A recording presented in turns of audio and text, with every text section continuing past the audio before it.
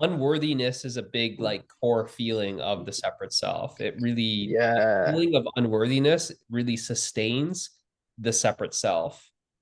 So it doesn't even want to, it's so unworthy to be even it's a character, but then you're like, oh, well, maybe is it the main character, or like the side character? Is it the hero or the sidekick? And it feels so unworthy that it can't even be the hero. So it has Yeah. second place because it can't even take first place. But what I'm saying is even beyond that is you're neither the main character nor the side character. You are the screen that the character is appearing on. That was the feeling that I was experiencing, but I didn't have a word for it. But like, yeah, it was that like unworthiness where I was battling, like the thoughts were battling, being like, not literally, but being like, you're just the side character, you're not the main character. The main character is X, it's this, it's heroic, blah blah blah. You're not that.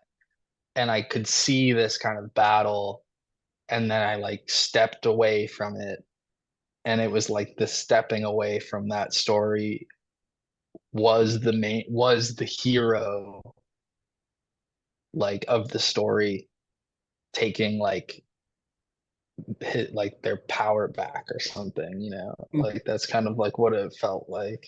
Okay. Yeah. But yeah, that unworthiness is like a big one, I feel like, Yeah. for me. Yeah.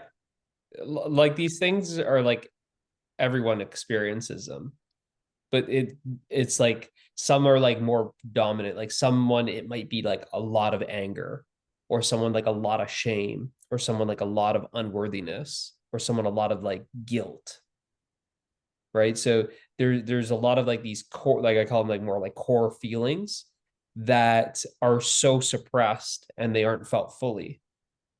But if you feel them fully, it's like that's the end of the separate self. The separate self is illusionary, but it maintains that illusion through that sense of feeling, through that feeling of unworthiness. And then it's like, okay, if I feel unworthy, then it's like now there's like a story of like overcoming that unworthiness, working on yourself. Right. I'm so unworthy. Now I need to feel more worthy. So what do I need to do? I need to get more money. So now there's a seeking of money. I need to now seek possessions. I need to build a big business. I need to, all of these things to create this like sense of like status, to attribute some worth. But it's like, but that's just the story. That's like the character and the story. But to the screen's not unworthy, right? So your true self is beyond the entire movie, right? So the unworthy character is the character in the movie, and it's like the screen is like identified with that one character in the movie. So it's about just realizing that what you actually are is the screen that character is appearing on. Anything that appears, it must be appearing on something or in something. So the character is appearing in the story, right? But that whole story is an activity, and that activity is appearing in you, the awareness, right? So it's just kind of like stepping back, back. And it's like, oh, okay, yeah. So that's just like a movie. The movie is an activity that is appearing, but this activity is appearing on something, and it would be the screen. So the screen is neither worthy nor unworthy, right? The screen's not working on itself. The character working on itself is just the character working on itself in the movie, in that story. But when we're identified with it, it always feels like I'm unworthy. And it feels like then I need to be working on myself because I feel unworthy or broken. I need to develop myself, build myself up, develop some self-worth, some self-esteem. But it's just a story. What helps, this is like it's very like um I don't know what you call it. It's not it's not a great step, but it does help. Is if you find that you feel like this unworthiness, you can change the language around it. Instead of saying like I'm unworthy or I'm feeling or I'm unworthy, it's more of I'm aware of unworthiness. It already starts to create this disidentification with it, because there's a strong, really all there is you are the I am. That I am is like this, is like the screen. And then there's then the feeling of unworthiness. Here's the feeling of unworthiness, but the screen is the I am. So the I am is then identified with that unworthiness feeling. But the screen isn't unworthy. So there's just the awareness, the I am, the awareness of unworthiness. But as soon as you say, I am unworthy, now that you see how sticky it feels, Mm-hmm. it's so sticky at that point. So you could just change, if you find that it's very sticky like that, changing the language around some of these feelings. Instead of saying like I am mad or I am angry or I am jealous or I am guilty or sad, there's an awareness of sadness. And right away that creates some separation between you and the feeling. It already starts feeling very liberating, because you're like unbinding yourself, sort of say, from that feeling. And then now that feeling isn't um it's not seen as like the enemy. It's like there's just, oh, there's awareness of unworthiness. Okay, so let that be. So now you allow it. But see, this is where it creates this, it sustains this sense of separation when we are identifying with the feeling of unworthiness. And then we say, well, I don't want to feel unworthy. So now I want to develop myself to become more worthy. So there's a resisting the unworthiness, and now there's a seeking for something else. And that activity, the resisting and seeking, is the separate self. The separate self is not an entity, it's an activity. It's always moving. So it's not like, here it is and you can hold it. It's not. The separate self is made up of the activity of resisting and seeking.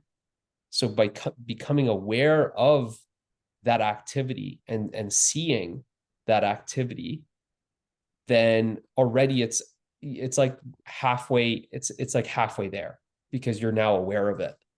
And because now you're aware of that activity, well, you aren't the activity itself. It's appearing in you. So the awareness is not seeking or resisting. So as soon as you're aware of that seeking or resisting, you aren't seeking and resisting. And then what you'll find is that seeking and resisting just subsides. And what remains is you. So then you're just experiencing yourself. Because that's like essentially like the activity. That's what obscures the screen, that seeking and resisting activity.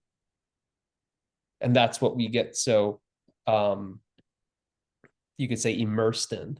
Just like I think we said like last week, is you could watch a whole movie, a 2-hour movie, and feel like you didn't really, you feel like you weren't paying attention to the screen, right? It's somehow it's like you feel like you're looking past the screen and you're looking at the movie, and you're so caught up, immersed in the activity on the screen that you forgot about the screen completely.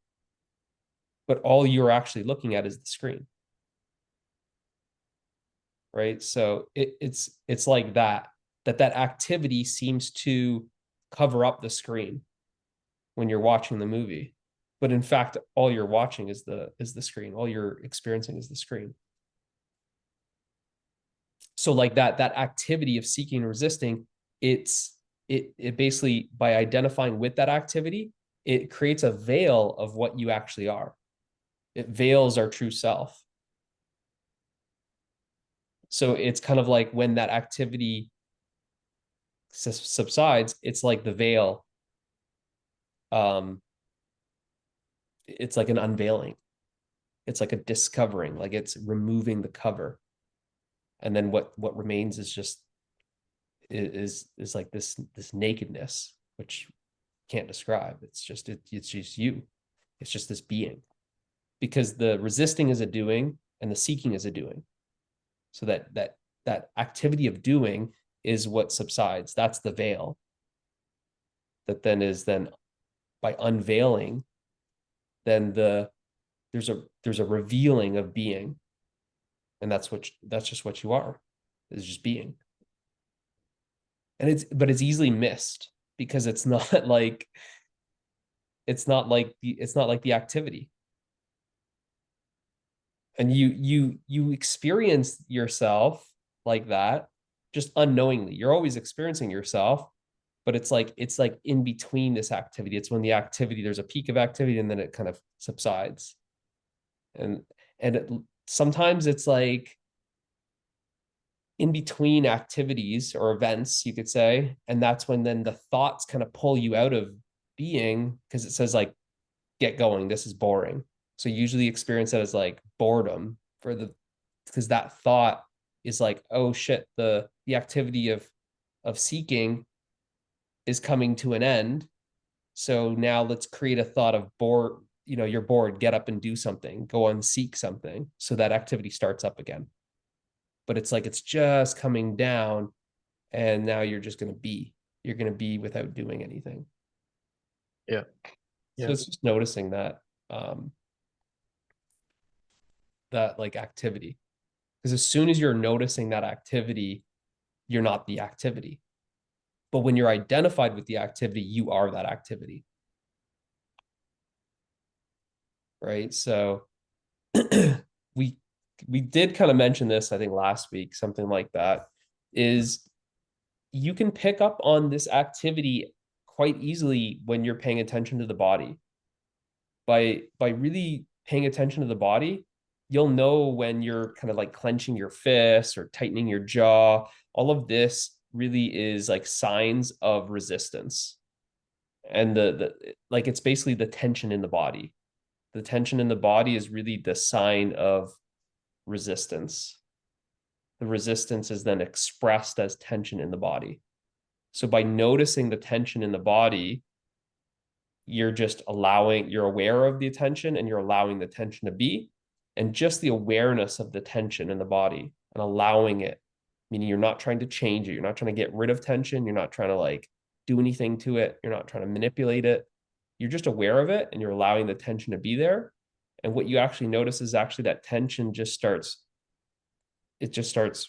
relaxing, relaxing. So then basically you're just noticing that the resistance is actually subsiding. There's a relaxation of resistance. And then it just feels like there's now just a deepening, a sinking into this moment more and more. And there's now just this moment without resistance. And that's what happiness is. Happiness is just the absence of resistance. Resistance is suffering. And happiness is the absence of suffering. In other words, it's the absence of resistance. So you can pick up on just that resistance, just that tension in the body. So you can pick up on the resistance to the moment. You can also pick up when you are seeking for something. And it usually feels like a rushing, a hurrying to the next thing. You pick up the signs in the body too. It feels like a stress, but like more of an agitated stress. So it doesn't feel like resisting this moment, not wanting something to happen. It always feels like kind of like a clenching, right? Like it's almost like a pushing, like applying force to this moment, pushing. The seeking kind of feels like a hurrying, like you're trying to escape the moment, like you're trying to run away. So if you notice this in the body physically, then it's again noticing that, why am I in a rush? I'm rushing. Okay, well now it's just a slowing down. You start off with just slow down. You slow down your pace of walking, or slow down if you're preparing dinner or whatever, slow down your chopping speed and all the stuff that you're doing in the kitchen. You're just slowing down, and then it brings more awareness to just the actual actions that you're doing, slowing down, and it's just this deeper relaxation where now it doesn't feel like you're such in a hurry. So the feeling is that you're not running away, and the same thing happens. It feels like you just kind of are coming into this moment more and more. You're not resisting the moment and you're not running from this moment. And it just feels like you're relaxing, relaxing, relaxing. And without any resistance or seeking, there's just happiness. But it's like you're relaxing into the happiness. Does that make sense? You're following along? Yeah. Yeah. Yeah. In doing that, you will meet emotions that you don't want to experience.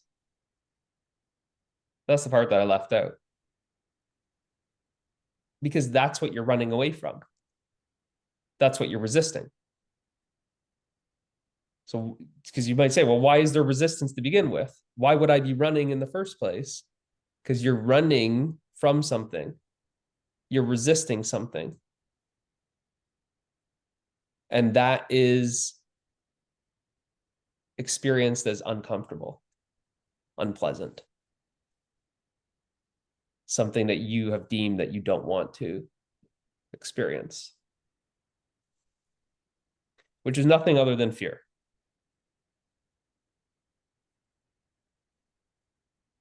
So it's like it almost feels like the happiness is on the other side of that fear, but you got to go through it. You got to go through it.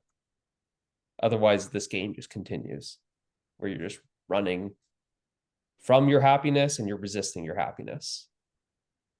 It's like the other side of the coin. But it's at the heart of that fear. It's at the heart of the pain. It doesn't matter what the feeling is.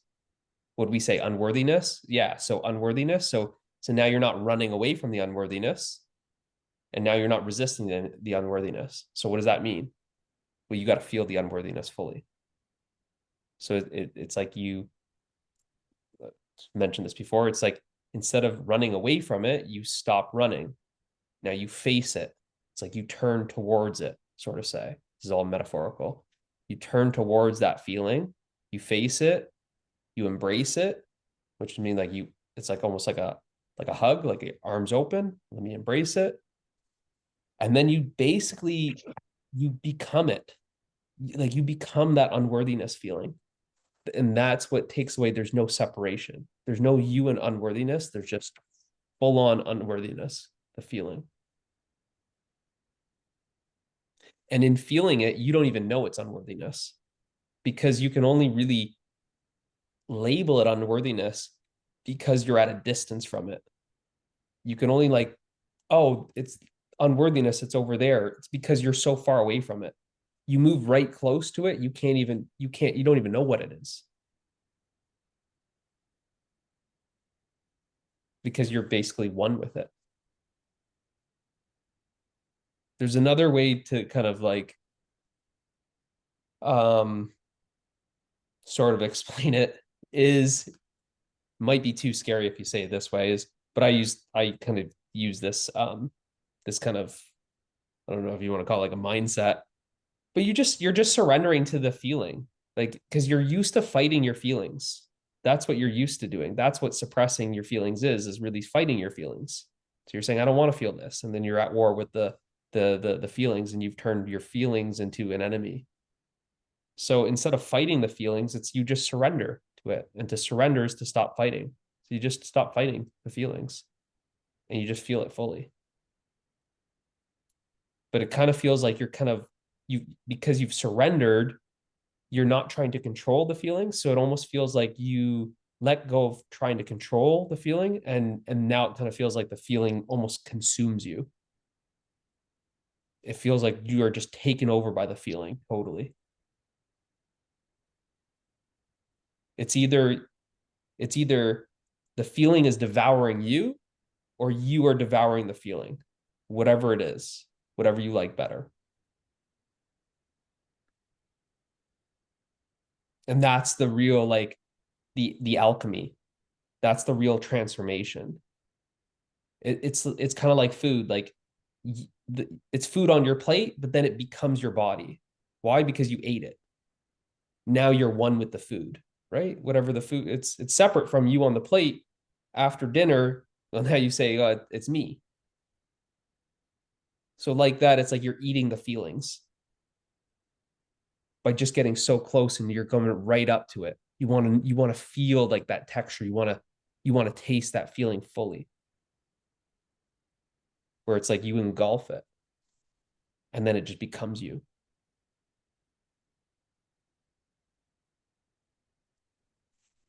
Um, I think maybe I know the answer, but like, how do you do that? How do you just have to just no resistance to the feeling and Yeah, just uh, moving closer. Relaxation is the biggest key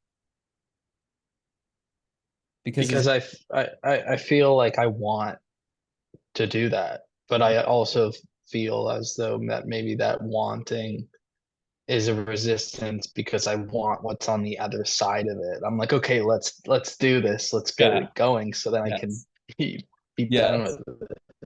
yeah, which will be that seeking, resisting. So like that's what I said is it's more of relaxing. You're just relaxing and then there's no seeking anymore. Just like I said, like um with me at the start of the call, maybe you're just coming in, is just if you can just relax here, you're not trying to get anything.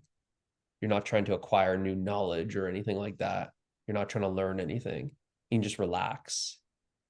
And then you just feel like you're just kind of sinking in. The mind might start saying, well, this is pointless. What a waste of time. I mean, and then you just don't resist those thoughts. Just allow those thoughts to be here. And then anything that's bubbling up, you allow that to be here. And then there's just no agenda. It's just like there's just the awareness that's agendaless. There's just the awareness of this moment without an agenda. So it just kind of feels like there's just no purpose. There's no point. What's the point of the meeting? There's no point to it. What's the purpose of this meeting? There's no purpose. And then the mind might just throw an idea, a thought, well, this is stupid then. Because what's in it for me? And then you just allow that thought to surface and then it just subsides and you're still here. And then you're just simply just relaxing. What helps you relax more is just being aware of the senses. Instead of the thinking, don't resist the thinking. Don't try and remove it, but just be aware of just the ambient noise of the room. Just be aware of the body posture, the body position. Just be aware of the taste in the mouth. Be aware of the smell of the room.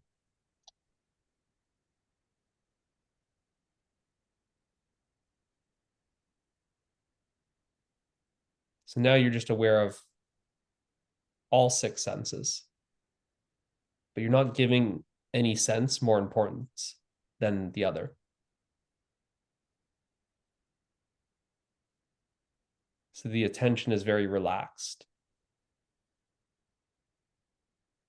It's not contracted going towards just one sense.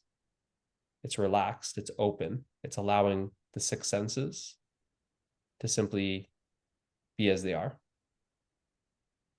You're allowing the sounds to be as they are. You're allowing the body to be as it is. You're allowing any visuals to be as they are, any thoughts to be as it is. You're just allowing everything to be as it is. No changing it, no wanting it to be any different. So there's just no wanting, no resisting.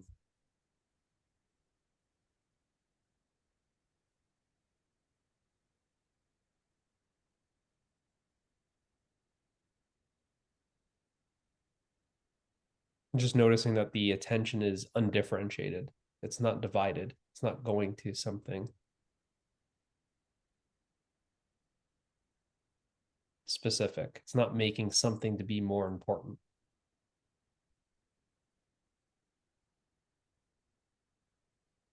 Now you're experiencing just this openness of attention, this spaciousness, just relaxed. The focus is very relaxed. You're not focusing on anything. It's very defocused, it's a soft focus. So much that it's so soft that there's nothing important, that the content that you're experiencing is not important. You're hearing the words, but they're not important.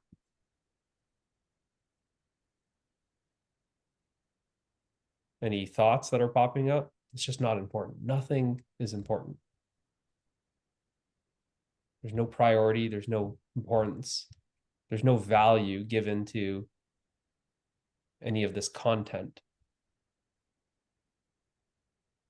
which is the six senses.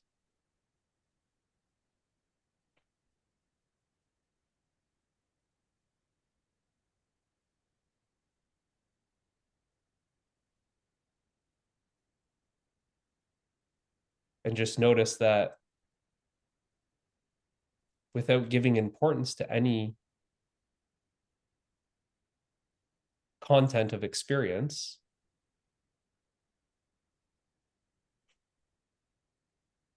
you're now just noticing the experiencing.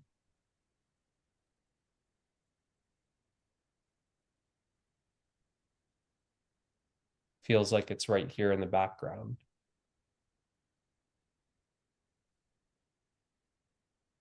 That there's just this experiencing of what is.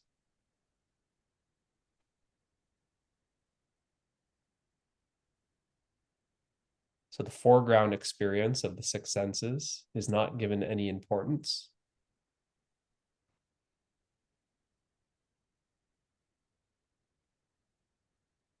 But now you notice this background experiencing that has always been here. It's always been present. And this experiencing is always on.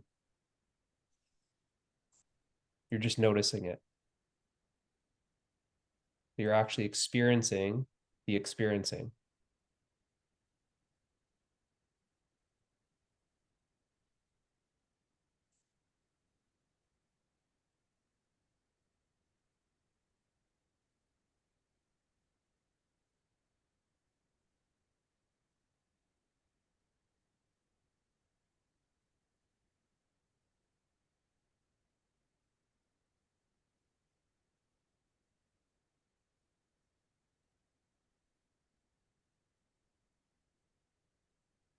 And this experiencing is you.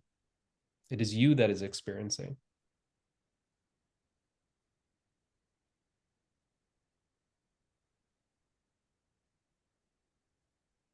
This experiencing that you are is not moving. It is still.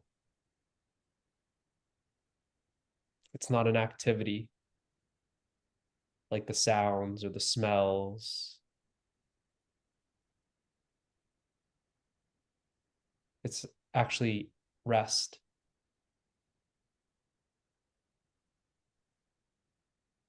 It's not appearing and disappearing like the thoughts or the feelings. This experiencing is ever present.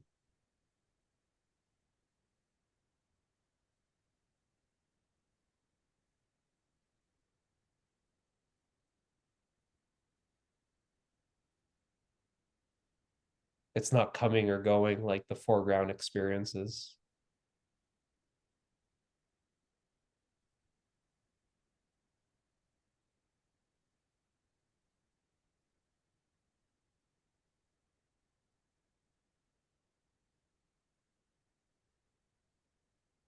It's not starting and stopping.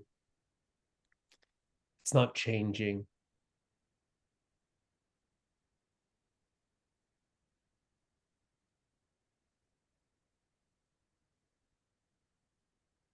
Notice how this experiencing is neither seeking nor resisting.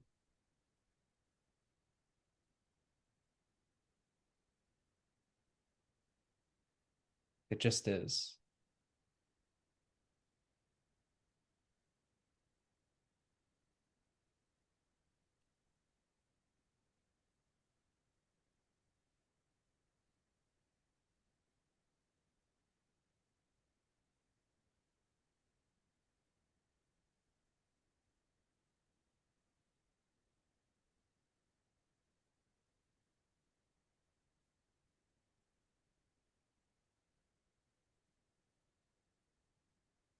Now the attention is resting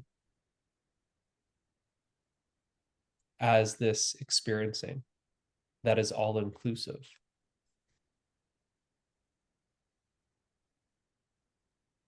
This experiencing is not excluding anything. It's including everything.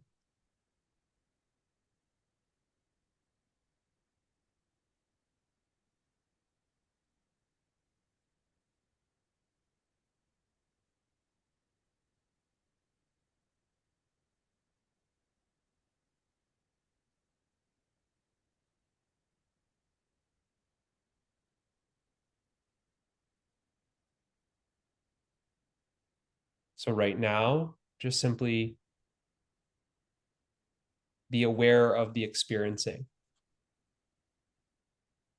Just experience the experiencing.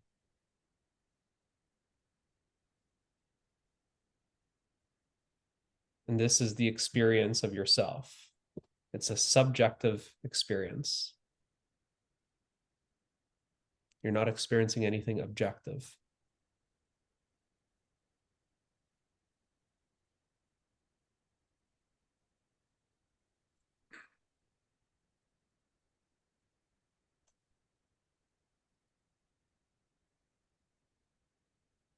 And when you're experiencing yourself,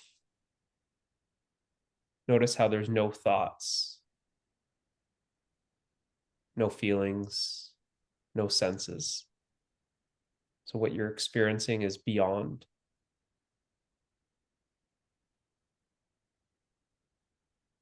thinking and the sense perceptions. What you're experiencing is not a thing.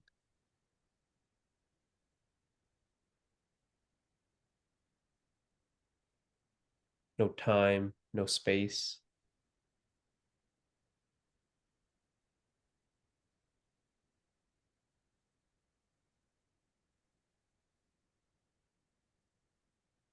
So this is the equivalent to deep sleep.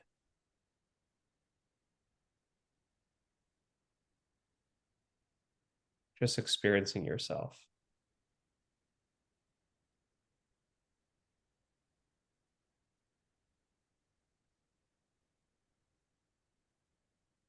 Now, while still experiencing yourself as experiencing, just let the thought of a purple cow arise. Now you are experiencing the thought of a purple cow, but you're still experiencing yourself as experiencing. You are aware that you are experiencing, and you are now experiencing the thought of a purple cow.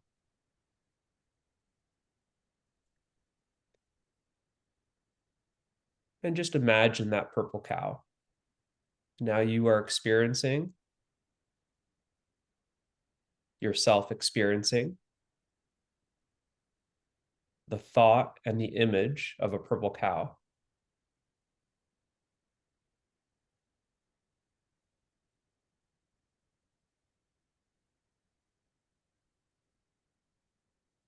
This is what we call the dream state.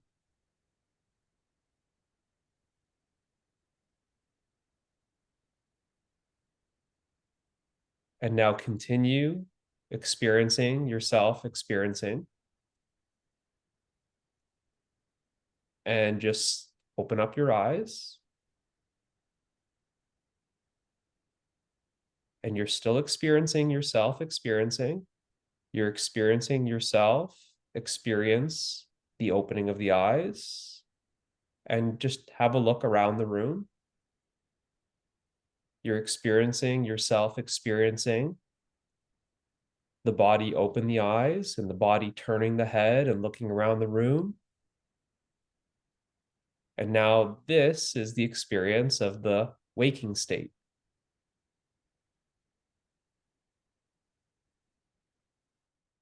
So you just experience the deep sleep state, which is not really a state.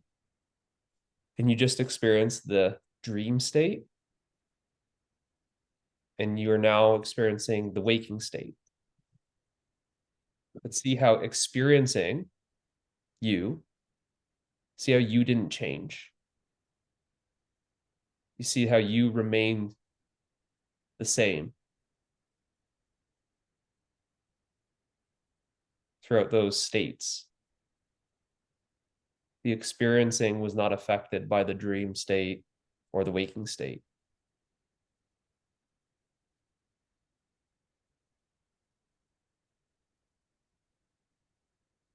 The only thing that changed was the activity.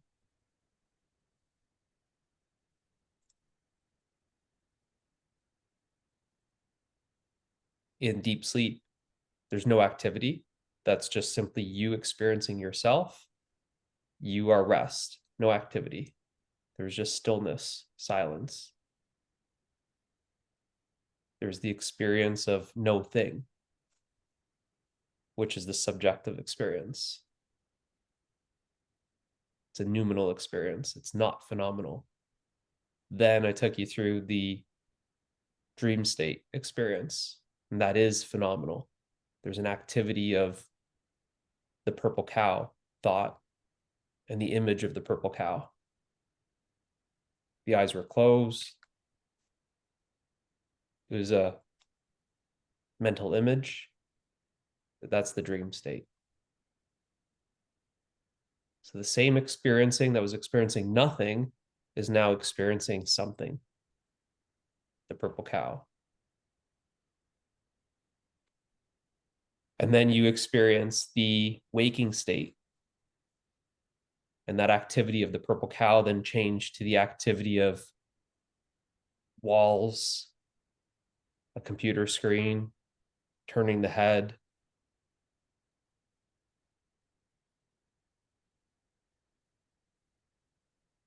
So you see how you experiencing are ever present. You weren't coming and going. You weren't changing. You weren't appearing and disappearing. But that which was appearing and disappearing was the dream activity. The purple cow that appeared disappeared. And now there's a body that appeared.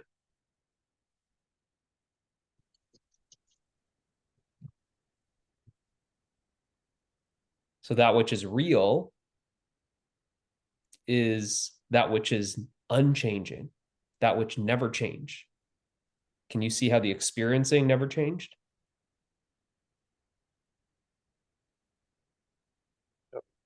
Yeah.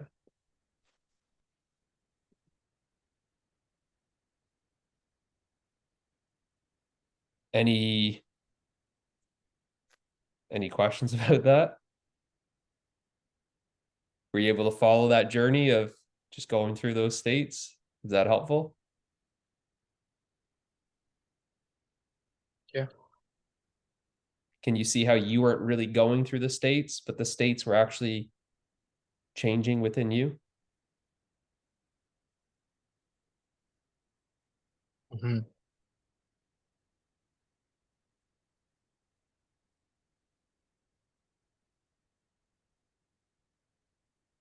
It's the same. Like that little journey is the same. What you are never sleeps.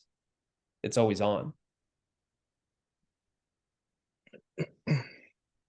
You just think you just think you fall asleep because there's the experience of no thing. But you're not absent. It's the experience of absence. There's the experience of no things.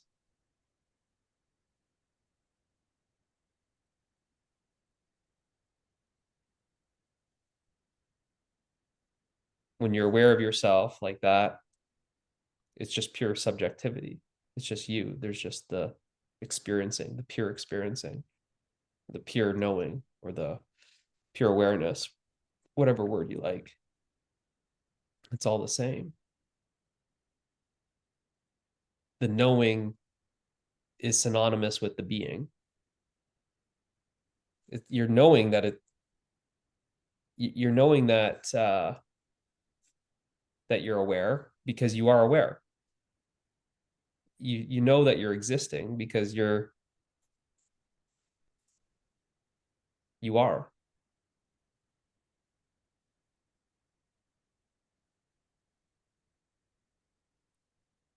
Like at any time, did it feel like something happened to you?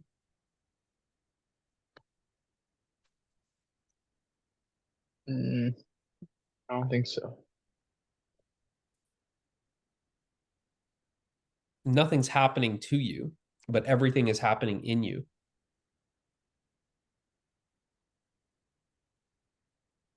Yeah, that all of feels that all more of that activity is accurate. happening in you. All of that activity is a phenomena. The phenomena is something that's happening. There's the waking state and the dream state that's happening in you.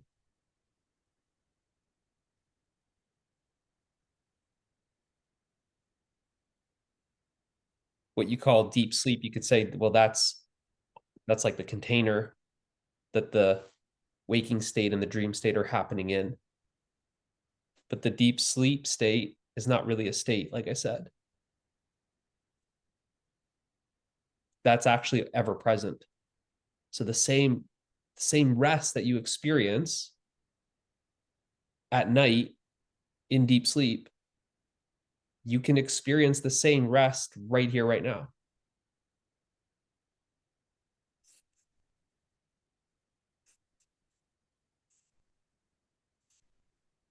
Luke, are you still here? You jumped off my screen there. Yep. Yep. Okay. Yeah. So you can, I'm just sorry. So sorry, you, I just gotta grab my charger, but I'm still listening. okay. So that's what I'm saying is that like bliss of sleep that that we all love, that's actually what you are.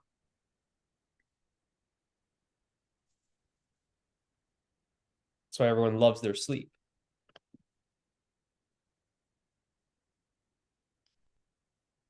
But what you notice Mhm. is actually in deep sleep that there's no person, that who you think you are comes to an end.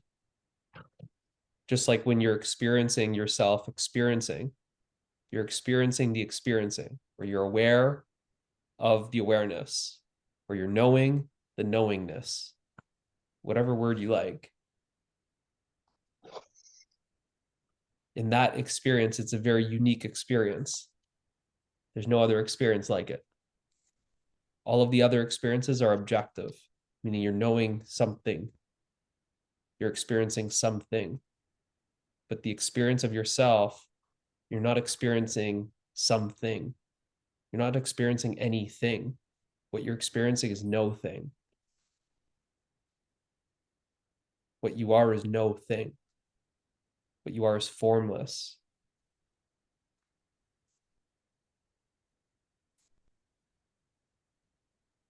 Mhm. So that's what you experience in deep sleep. It's rest, it's timeless, it's spaceless, it's peace, it's happiness, it's love, it's freedom. This is the experience of deep sleep. It's also the experience of yourself. But then what happens is, okay, so deep sleep, and now there's the waking state, that activity starts up, and now there's identification with that waking state activity. And when there's the identification with the waking state activity, then we overlook we overlook ourselves. That actually that deep sleep is still present.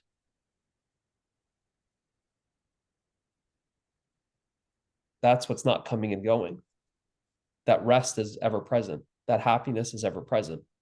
That peace is ever present. That love is ever present. That freedom is ever present. That's what you are. That's the true I. The I is the I that is experiencing. You are just identified as thinking that it's this body that's the experiencer.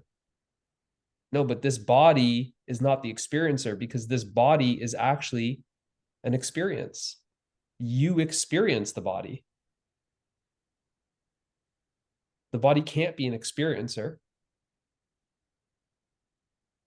because you experience the body. The mind can't be the experiencer because you experience the mind. So what you are is the pure experiencing. The experiencing that's experiencing the waking state and the dream state and the deep sleep.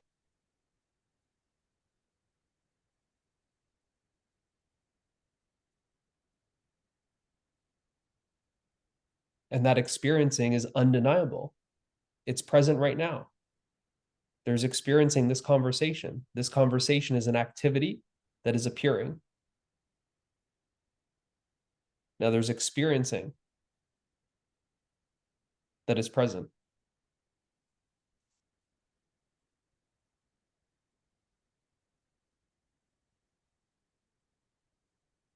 When we're so identified with the thoughts, it's tricky to see it because of just how narrowed the attention is into the thinking. So that's why I said is the key is relaxing. We can sort of zoom out, have the attention zoom out of thinking, and now notice the 5 other senses that have been excluded. Okay, well, now there's 6 senses. And that experience feels very, very inclusive. Okay, now you're including 6 senses instead of just the one. It's a relaxing of that focus. The attention was so focused just on the thinking. Now the attention is relaxed. Okay, there's some other senses here.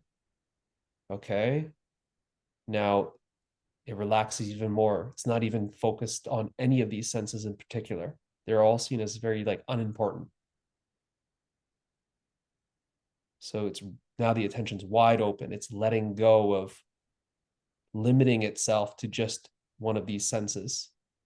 So now the attention is left wide open, and it's very spacious and undifferentiated, meaning it's not going to one thing specifically. It's not trying to divide this experience.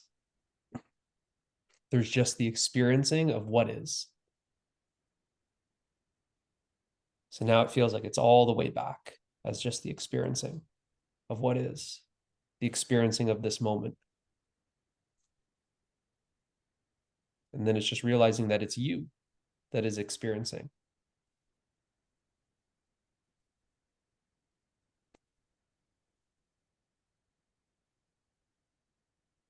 And then the question is, well, what's the experience of you, the experiencing?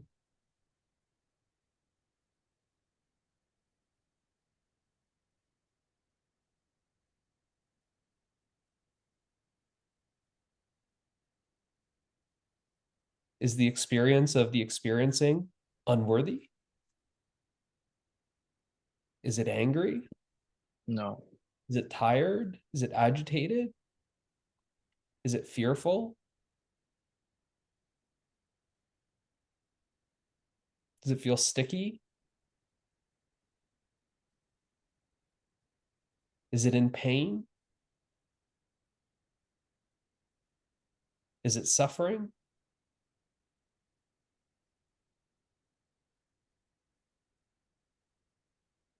Is it trapped? Is it tied up? Is it bound?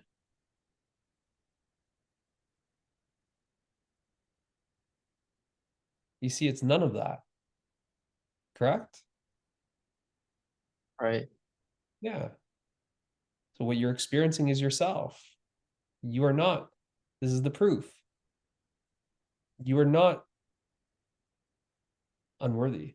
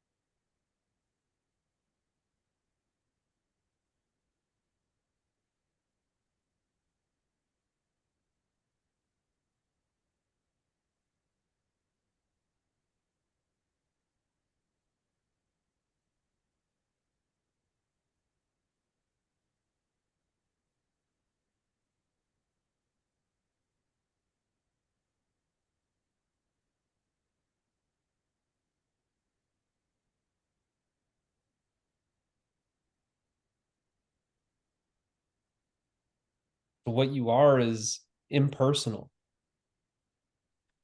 It's an impersonal experiencing. You see that this experiencing doesn't have a height, doesn't have a weight, doesn't have a nationality, a religion. It doesn't have a personal story. It doesn't have a past. It doesn't have a future.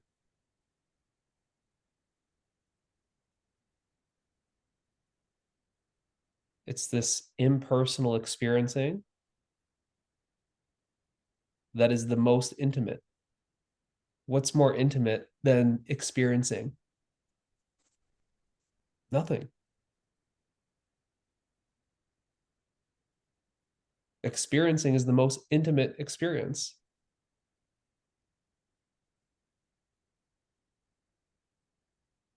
It's beyond intimacy because it's what you are.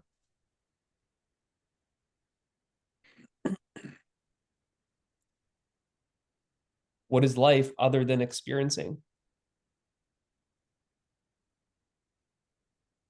Isn't that basically what life is experiencing? Mm-hmm. That's it. And it's you that's experiencing. The only confusion is you as what? When it's unclear, you say, yeah, I'm experiencing life. And you point to the body, you go, I. But the I that is experiencing is actually not the body. This body is not the experiencer. It's an experience, just like a cup, just like the walls, just like every it's actually this entire moment is the experience. You see that you can't actually divide this experience. The mind will through thoughts, but when there's just the wide open experiencing, that's why it feels so whole, because you're not like mechanically separating it via thinking.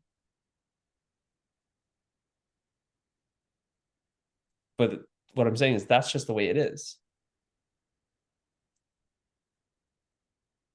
It's not about, oh, you're separate and now you become whole. No, it's realizing it's already whole.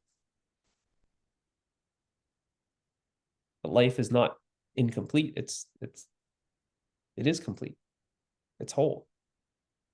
It's indivisible.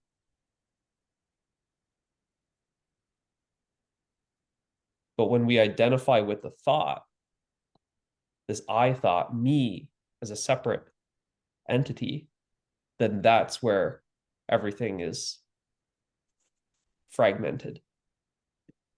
It appears to be fragmented because there's a me and then there's another. But you see that actually that experiencing that you're experiencing yourself, what you actually are, You see that, is that experiencing separate from this conversation? The experiencing that's present, is it separate from this conversation? Was the experiencing separate from the experience of the drinking that just happened? Can you find the border between experiencing and that experience of drinking, or the experience of listening to my voice, or the experience of sitting in the couch, or the experience of the temperature of the room, or the sound? No. No. It's just one whole experience, is it not? Yeah. And it's you that's experiencing. So without you finding a border or boundary or something that separates you from the experience, you're actually experiencing yourself.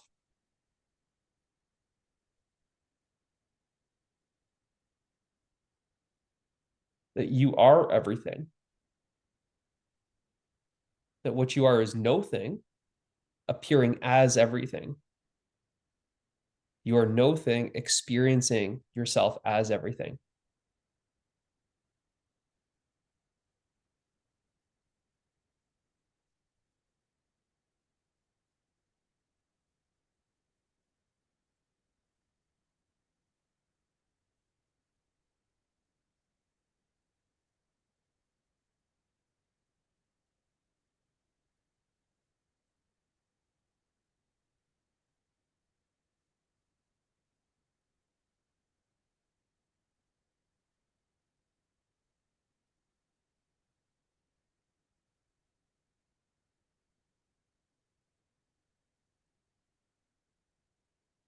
So the experience of just you, just the pure experiencing, there's no activity, there's no appearance, right? Nothing is happening, nothing is appearing. That's the experience of yourself.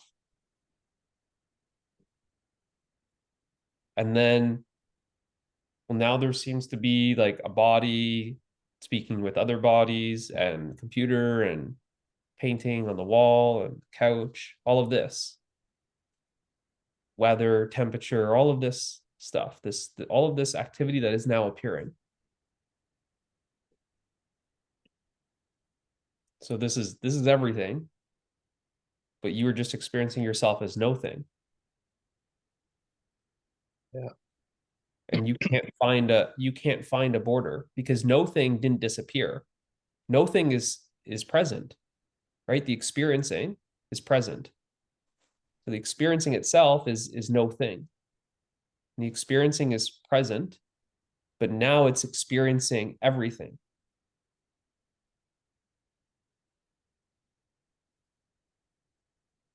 So you are the no thing that is experiencing yourself as everything.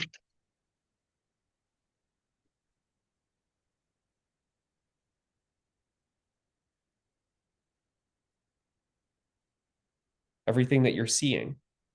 Well, there's the seeing of everything. Now that seeing, what is there other than the experiencing of seeing? If we say, well, what is that seeing made of?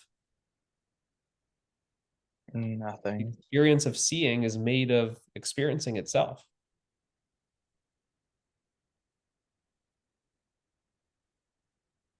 Yes. The experience of hearing, there's still hearing these words. What is this hearing experience made of other than experiencing? All there is just experiencing the experience of hearing.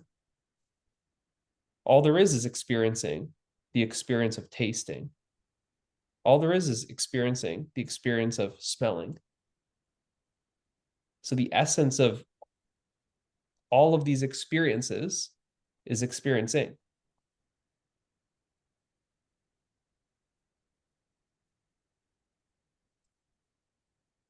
And there's not even experiences, there's just experience. It's not even that they're separate experiences. There's just this, the essence of this experience, which is whole, indivisible, is experiencing. And the one thing that you can't deny is that you are experiencing.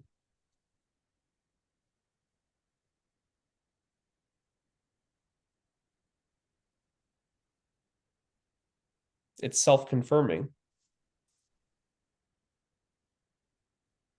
You're knowing that you're experiencing because you are it.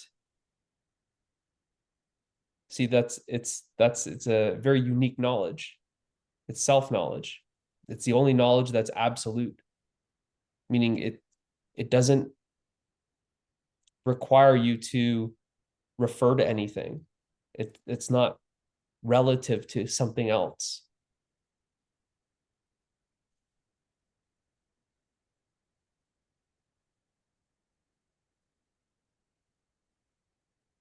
When you were experiencing yourself with the eyes closed and you couldn't see anything, there was no appearances, there was no activity, it was still obvious that it was you that was experiencing, correct? Yeah. Yeah, because there was an experiencing of experiencing. There's no doubt that it was you that was still aware. There's the awareness of awareness, because what you are is self-aware, what you are is self-experiencing, what you are is self-knowing. Everything that's known is actually you. Everything that is experienced is actually you. Everything that you're aware of is actually you.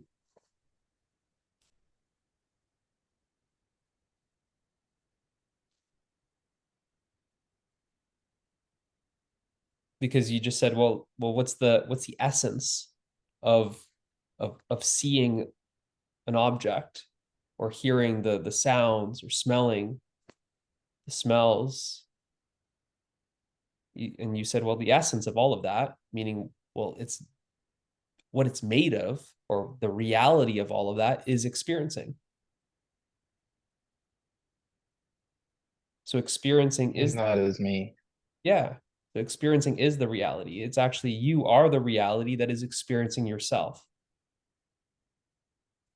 You are the subject that is experiencing yourself as all objects, all apparent objects. They appear to be objects.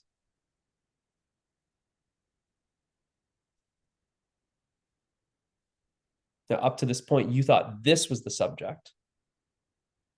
You go, yes, this is the subject and this is the object. Subject is this body, me, and object is this cup. But that's actually, this subject as the body is actually a false subject, because this body is actually an objective experience, is it not? Yeah. So this is now this isn't the subject. This is actually another object, no different than the cup or the plant or the wall. Yeah. Oh, okay. So this is now another object. Well, what's the subject? Well, the subject is not a thing. Things are objects, but the subject is no thing.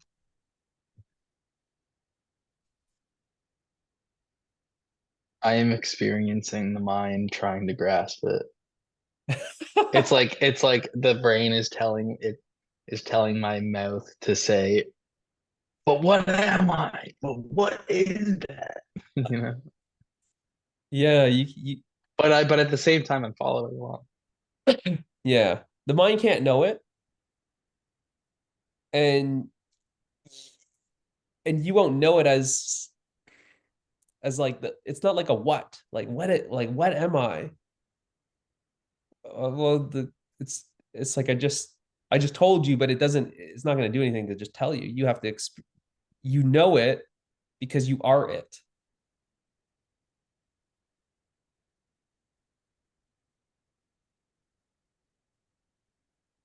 Because it wants to label it like, what is it? Yeah, it's like I want you to show me a photo of it. Because you can't though. Like what? It's nothing. What do you want? The mind's like, show me it. Like, here it is nothing. It's because it's not objective. What you are is not an object. I could show you a cup. I can show you, a phone. These are objects. The one thing that you'll never be able to do is say, here I am, and point to an object, because you are the subject, and the subject is not an object.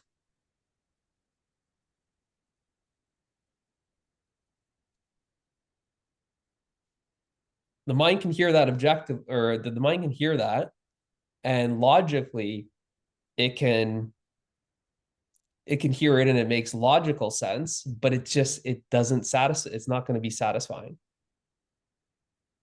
because the mind only knows objects. It can only grasp objects. It's trying to grasp no thing. You are no thing. You said that you are seeing, you are experiencing the mind grasp. Yeah, no, you see how the mind, it's almost like if you were to see it, it's like doing this. Now see the mind, it's trying to grasp like thin air. It's trying to grasp space. You are what the mind is trying to grasp. This grasping is happening in you. You are the no thing that the something is trying to grasp. You are seeing it right now. You're watching it. You're aware of it. You're experiencing it. It's as if it's laughable. You're it's trying to grasp me. I'm invisible. I'm formless. I am no thing that this something is appearing in. The mind activity is appearing in you, right? You're watching it right now. Mm-hmm. And it keeps on reaching. And it's like, it can't. It'll never grasp you.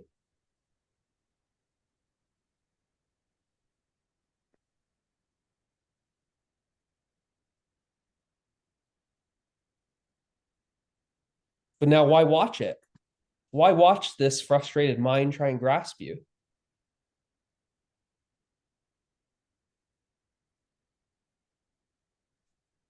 Just simply notice that it is you that is experiencing.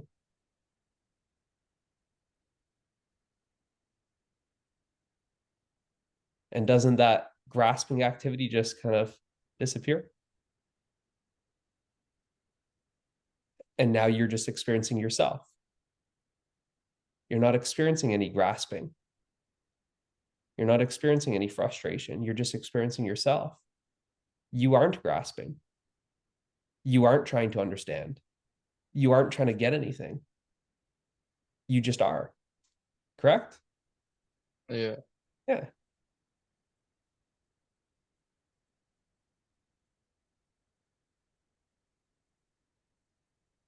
Now, is there any suffering happening? No.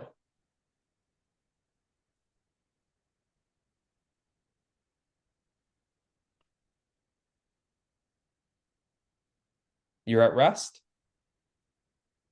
Yeah. Yeah. It's peaceful? Yeah.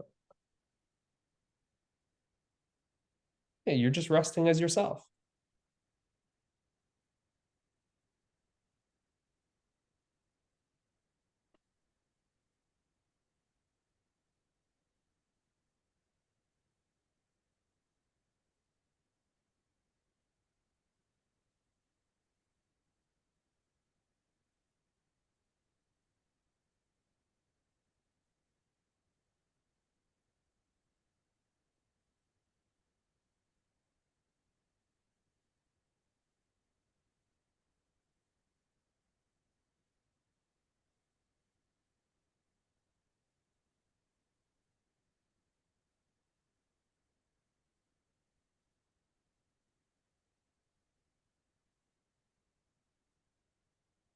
So you see how that doing activity was the mind, but you are just simply being. See how right now you aren't doing anything. You're just being.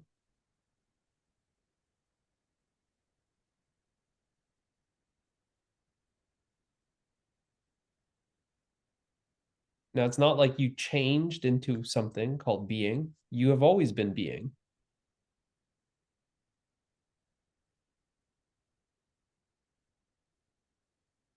The being was just experiencing itself as the doing.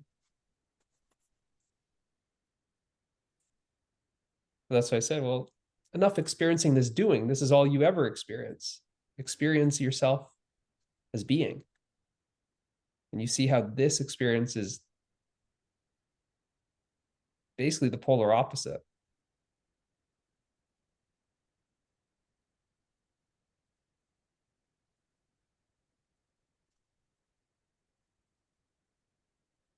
There's no frustration.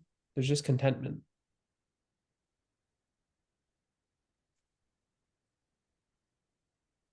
There's no trying.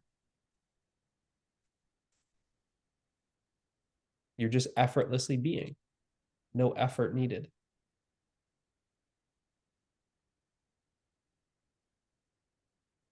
Feels very natural. It's the most natural because you're resting as your true nature.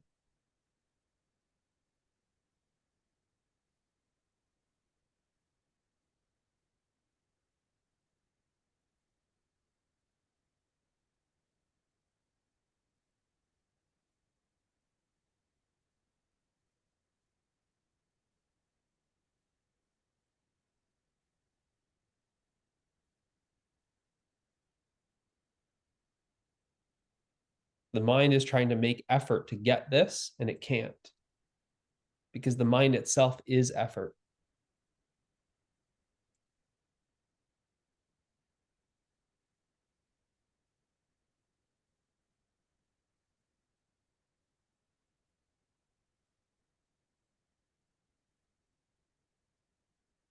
You are the effortless that is experiencing that effort of mind.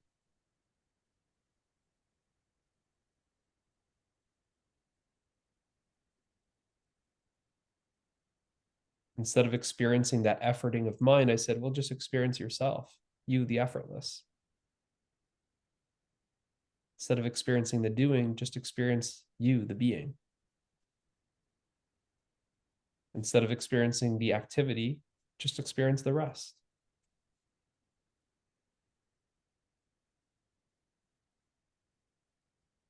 You are effortlessly at rest.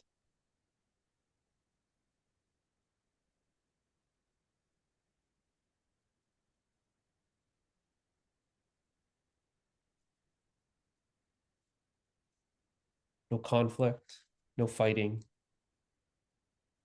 no struggle. This is peace.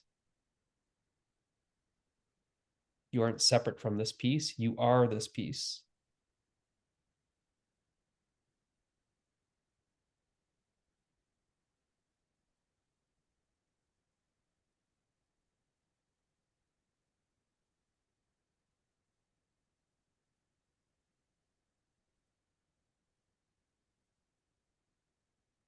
Deep sense of satisfaction, contentment for no reason.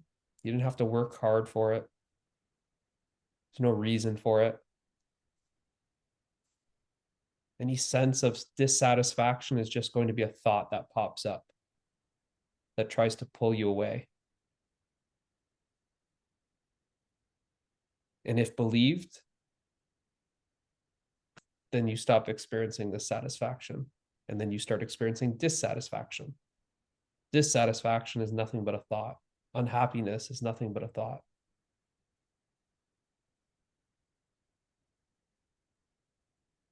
Experiencing yourself, you're not experiencing any problems. What you are is problem free.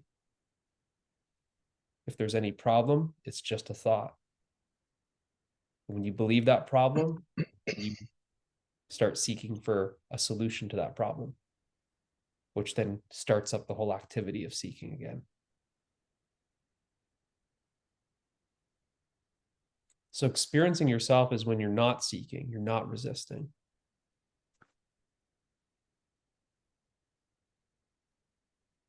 And this seeking and this resisting, it needs attention to sustain it. But what you see there is the attention actually was withdrawn from that activity. So much that that activity stopped existing. But you didn't stop existing.